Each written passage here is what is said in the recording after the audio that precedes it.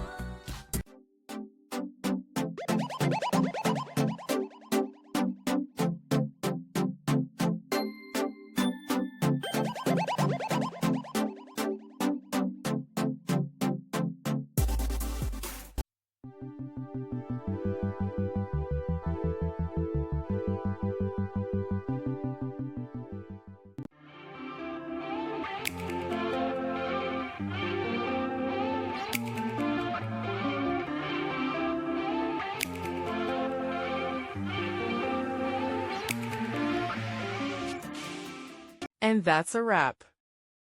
I hope you found the answer you were looking for. If you did, take a second to hit that subscribe button. It really helps out. And let me know in the comments which solution worked best for you. See you next time in the debug zone.